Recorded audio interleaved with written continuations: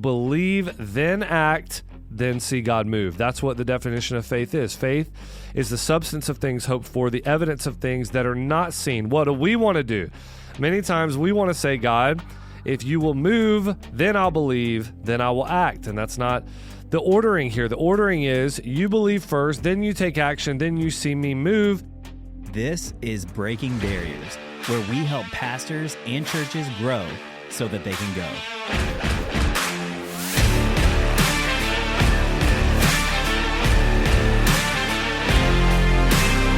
All right. Hey, guys. Welcome to the Breaking Barriers podcast. My name is Pastor Andrew Hopper, and today we're going to talk about a very important topic of how courage and God's faithfulness in terms of his presence, producing courage in our life, ends up helping us truly break through many of the barriers that might be right in front of us. I know in my own personal leadership, my time at Mercy Hill, and I know that this is true just generally in leadership, many times we are going to lead up to the point of deciding that the next step is going to be too painful. I don't have the courage. I'm afraid. Whatever it is, those things end up producing sort of artificial barriers for us. And I think that in Exodus chapter 4, we have a really good paradigm to go to, because many times the fear and excuses, the negativity that begins to come up in our mind is pretty much, as Paul says, it's common to man. I mean, really, our excuses many times end up in just a few buckets. The negativity ends up in just a few buckets. Some of the fears that we have end up in just a few buckets that keep our feet stationary rather than moving forward, breaking through barriers, going up the mountain. I think this is just true in life, guys. There are a few, when you think about strengths finders, for example, there are a few positive Patties that are in the world, okay? I mean, people that are just wired to see the glass half full, to realize why we can. We're always thinking about, man, we can push through the next wall. But many of us, I would say probably most of us by definition, in terms of just when you think about something like a strengths finders, how rare it is to have like a positivity in your top 5 strengths, for example. Most of us, therefore, when we come up against a wall that we don't know exactly how to push through, when God's calling us to something that we feel a little fearful in, many times instead of just kind of that hoorah attitude, man, we're going to go get it, let's go, it's our mind becomes a bit of a factory of fear, negativity, and excuses. And if we are going to break through those excuses and that fear and that negativity, what I want to argue for today is it's going to take more than just sort of the self-help deep dive, dig deeper, find something within yourself. Instead, we're going to need to remember and see the character of God, the presence of God, have a fresh kind of feeling in terms of our experience with God. And when that happens in our life, suddenly we begin to break free of those chains of fear and all that's kind of in front of us, and we can begin to move forward. As it comes to this podcast, in terms of our audience here at Breaking Barriers, I think this could be something negative. It could be something very positive. For example, you may be in a situation right now where you have the opportunity to acquire a new building or a new space. Maybe you have the opportunity right now to start a 3rd or a 4th service. Maybe there's a ministry that's right in front of you right now. You got people in your church that are getting fired up about chosen ministry, adoption, foster care. Maybe it's something to do with maybe a local pregnancy network, or maybe you're thinking about planting a church, and there's an opportunity that's in front of you that you feel like God is even kind of putting on your heart, leading you in, calling you to, and yet it's kind of scary. Maybe that 3rd service, you're not sure if it's going to fill up. Maybe the idea of planting a church is kind of tough because you're afraid of how many leaders are going to be sent out, or whatever it is. There's a wall right in front of us that we begin to come up against and think, man, I can't push through that. What do I need? Do I need to dig deeper? Or do I need to see something fresh in the presence of God, the character of God? Do I need kind of a fresh wind, fresh fire, so to speak? Maybe it's something negative. Maybe your church is facing a lawsuit. Maybe there's been a lot of unrest in a different ministry at your church where people are getting mad. Maybe there's people that are leaving. Maybe there's a decision that you need to make in regards to that. You need to do something that's hard. Maybe you need to let somebody go. Maybe you need to have a tough meeting with somebody who holds a lot of weight in your organization, in your church. I mean, I don't know what it could be. There's no way I could know. But what happens when we come up against something that we can't push through, yet God is calling us to? Well, guys, in Exodus chapter 4, I think Moses gives us a really good example of this. When he is called by the angel of the Lord in the burning bush, kind of that real iconic moment in the scripture. Honestly, I think that it may be one of the most iconic moments in all of Scripture. I still have burned in my mind sort of that image from Henry Blackaby's, his Experiencing God book and all that. I think many of us kind of have a lot of this in our background in terms of the story of this is one of those in the Old Testament that's right on par with anything else that we can remember. And the reason is because the angel of the Lord has spoken in, and he is speaking freedom and life over an enslaved people. We understand that God is taking a praising people to the promised land, but he's going to do it through his servant Moses, who prefigures Christ, and you guys are preachers, and you understand all this. Okay. But what does it mean for leadership, and what does it mean for us today? Well, if you guys, remember in this story, and I'm just going to kind of tell a little bit of it as we go, but in Exodus chapter 4, in the first verse, what we have is Moses coming up against that wall. I want you to go back to Egypt and tell Pharaoh to let him go and pull the people out, and the whole story that we understand from the book of Exodus. And the first excuse that Moses brings up is this excuse: they won't listen to me. That's his first excuse. They're not going to listen, God. Like he immediately he deflects the responsibility that God is putting in his life for a decision that's right in front of him. Man, are you going to trust God and walk in his pathway for you, his will for your life, or are you not? And of course, Moses is originally saying, no, I'm not going to do that. And the reason I'm not going to do that is because of them. There's something that is wrong with them. God, we're not going to plant that church because they won't be able to raise the money. Our people won't sign up for it. Our people won't go for it. God, we're not going to start that other service, even though our church is growing like gangbusters, because they're not ready for the taxing that it's going to take on them, in terms of our people and our volunteers, and it's going to be so hard and all of this kind of stuff. Or I'm not going to have that conversation with that leader, even though it's hard, because they that won't understand. People around them won't understand, and it's going to create a gossip train and X, Y, and Z. And the first thing that we see here for Moses is the impetus that we have in many times in leadership to point outward and say, well, the reason that I can't walk in God's calling of my life is because they are not going to listen and they are not going to follow. Of course, what we learn is that in each one of these three excuses that Moses brings up, God is not going to tell him to dig deeper. God is not going to tell him to build resiliency and courage and have a scary resiliency and a spine of steel. Instead, what God is going to do is he's going to show him something from his own character. He's going to present Moses with something that encourages. It puts courage in. It puts the steeled spine in. It puts the scary resilience in.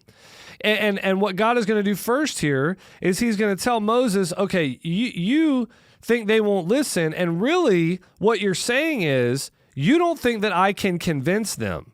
That's the flip side of what Moses is saying here. If Moses says, I can't do what you're calling me to do because they're not going to listen, they're not going to believe, the flip side of that is saying, God, you can't convince them.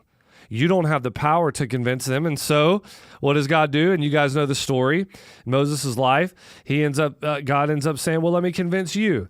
Take that snake, grab it by the tail, right? And we all know, man, not the right way to grab a snake. I'm from North Florida. I've caught hundreds of snakes, been bitten many times. Okay, not by anything poisonous. You don't grab a snake by the tail. Hey, put your hand in your cloak. It comes out leprous. Put it back in your cloak. It comes out clean. Put your hand where you can't see. If you want to see the miracle, you're going to have to go into the darkness. You're going to have to trust me in a place that you can't see. And finally, he's going to end up telling him, if you know the story, take water from the Nile and pour it out, and when it hits dry ground, it'll turn to blood. Now, that's prefiguring what God is going to do later that convinces the people with the Nile turning to blood. But I think it's so interesting here how the third example, much like the first two, really pushes Moses to believe, then act, then see God move. That's what the definition of faith is. Faith is the substance of things hoped for, the evidence of things that are not seen. What do we want to do? Many times we want to say, God, if you will move, then I'll believe, then I will act. And that's not the ordering here. The ordering is you believe first, then you take action, then you see me move. And what he's doing here for Moses, I think, is saying, Moses, you are saying they won't believe, and I can't convince them. Oh, but I can. Because I am great and I'm omnipotent and I have power and I can do incredible signs, and I will move forward, and I would not call you to something that I'm not going to complete. So that excuse it's debunked. Keep walking in what I'm calling you to do. Okay, so Moses skips down in verse 10 and he gives another excuse, 2 of 3, and he says, oh my Lord, I am not eloquent, either in the past or since you have spoken to your servant, but I am slow of speech and I am slow of tongue. So what we have first is, and this is so normative, I think, when it comes to leadership excuses, guys, there are things at Mercy Hill that we face. I don't want to make a decision. I'd rather land in indecision. They're hard. It's going to take work. Maybe it takes more than I got. It's fearful. There's courage that's needed that I don't have. And many times I have felt the need to move toward excuses. A lot of times the first excuse is about them. The second excuse is normally about us. It seems more humble, doesn't it? Well, not me, Lord. I don't have what it takes, and I don't have this, and I don't have that. And because of that, I'm not going to be able to walk in the calling that you have placed in my life in this area. We're not going to bust through that barrier because I don't have what it takes. And that sounds a little more humble, but it's not any more humble, because God is going to come back and he's going to use, I think, just a mic drop moment. It's a Job moment where he looks back at Moses and basically says, who has created man's mouth? Whether someone is blind, whether they are deaf, whether they are mute, who has created them that way? And yet the same God who has created you is calling you for the next steps in terms of his mission. I have a lot of, kind of empathy here, sympathy for Moses. He's saying, man, I got a slow mouth. I got a slow tongue. One of the translations for this, a way to translate it is to say he has a heavy mouth. And I think that's really funny. Just as a sports guy, it's funny when someone says, they have heavy feet. When you start playing sports, you start playing soccer, you start playing football, whatever. A lot of times people are athletic down the line, man, they can run a 40-yard dash and maybe they're even pretty good, but that's different than having light feet. Somebody that's got heavy feet, their feet get stuck in the ground. They can't move in quick motions. A lot of times they get tripped up. They're trying to do something in the backfield. They get tripped. That sniper in the sky, that invisible sniper gets them. The grass monster gets them, and they just fall down out of nowhere. It's kind of crazy because they have heavy feet. They get tangled up. They fall down. That's what Moses is saying here. I have heavy feet. My feet get tangled up. I fall all over myself when I'm trying to speak, and I don't have what it takes. And I don't know about you guys, but man, there have been many times where we were coming up against something in our organization where I thought to myself, I don't have what it takes. I don't have the courage. I don't have the leadership ability. I don't have the EQ. I don't have the smarts of another leader that I've seen. And that is a height, God. You're calling us into something. You're calling us to plant more churches. You're calling us to grow and take new ground in terms of campuses. You're calling us to make moves and prepare and get ready and make some hires and all that stuff. I don't have what it takes to move through that and do it well. And yet what we see God say here is so important. I mean, this is something I think we all need to remember today. Who has created man's mouth? In other words, Psalm 139 and Ephesians 2:10 are two verses that I think really go together. They're really opposite sides of the same coin. God has called you to some things, Ephesians 2:10, before the foundation of the world, but he has created you and knitted you together in your mother's womb. And if you think about those two things together, what you end up seeing is God has created you for what he will eventually call you for. Or you could say it in the negative. God wouldn't call you to that which he didn't create you for. And I think that there is a great peace that comes to us in that. God, it's about them. They won't. I can convince them. God, it's about me. I don't have what I need. Who do you think created you? I mean, I imagine how comical it would be for God. You know, if Moses says, well, I have a heavy mouth, and God is thinking, you think I didn't know that already? You think I didn't realize that? Of course I understand that. I know that you have that heavy mouth. Who do you think created that heavy mouth in you? And yet it is something I'm going to do through you for my glory. And man, it's a work that I have called you to. So 2 excuses of 3, man, it's about them. No, it's really not. It's about me. No, it's really not. And finally, in Exodus 4, many of us have come to this place. You know, it finally gets down to it. And Moses just says in verse 13, but he said, oh, my Lord, please send someone else. Okay, there it is. All right. It's like he finally just gets to the place where he's out of excuses and he just at the bottom of his heart, last excuse, last reason, if you want to put it that way, God, I just don't want to do this. I don't want to go through the pain of what it's going to take to remove that person. I don't want to go through the long hours that's going to take to convince all of our leaders that we need to give big at the end of this year. I don't want to go through all of the things that are going to be necessary for us to plant a church and losing leaders and sending people away and having to replace them. I just don't want to. And I think about for Moses here, man, it's like just from a leadership, this is not a sermon. This is not even a total exegesis. It's just thinking about some leadership principles, I think, in a way that we can look at Moses' life, who was an incredible leader. And I think sometimes it really is true. We can put it on them, or we can put it on us, but at the end of the day, it's really just, man, do we want to or not? And again, God gives a fresh look at his character, a fresh fire here, a fresh renewing of his presence. What does he do? He actually, and many people I think get this wrong, what they say is, well, God sent Aaron as a punishment to Moses. Moses was supposed to go do this by himself. He sent Aaron because the Lord, it says the Lord, it ends up saying the Lord was angry with Moses because he didn't want to go. I think saying that Aaron is a punishment to Moses would be like saying the great fish was a punishment to Jonah. All right, the great fish is not a punishment. The great fish is grace. It's God saying, I am going to move heaven and earth to put you back in a situation to get back on track. God is the only one who can rebuild what looks irreparably broken. Okay, and it looks like there's no way. I'm going to send this great fish. Jonah, I'm going to put you back on the right path here. And I think he's doing that with Moses. In our life, we have a God who, when we don't want to, when we don't think we can, man, he sends a helper into our life. And what a beautiful picture that is of the eventual helper that will come at the end of the gospel message when Jesus said, it is better for me to go away so that I can send the helper to you, and he will comfort. What does the Spirit do? He will convince you of sin and righteousness. He will bring back the words of Christ.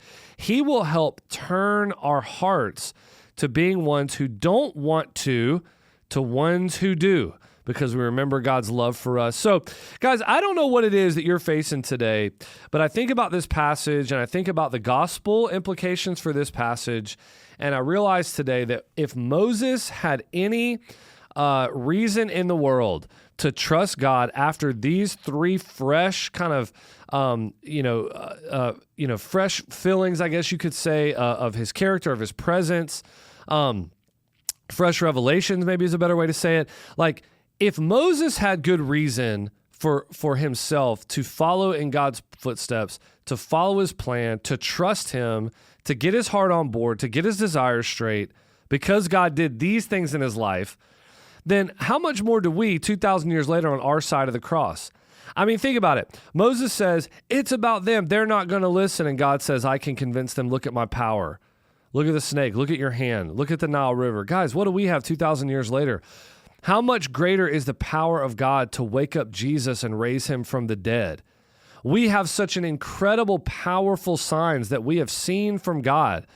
Of course, this is a fresh revelation for us and should convince us, man, it's worth following God and worth doing whatever it is that he's putting in our hearts, starting that ministry, having that hard conversation, man, raising the money, spending the money. Can't tell you how many people I have talked to, man, that they're confused. They think that the greatest enemy of their church is running out of money. It's not. It's running out of growth.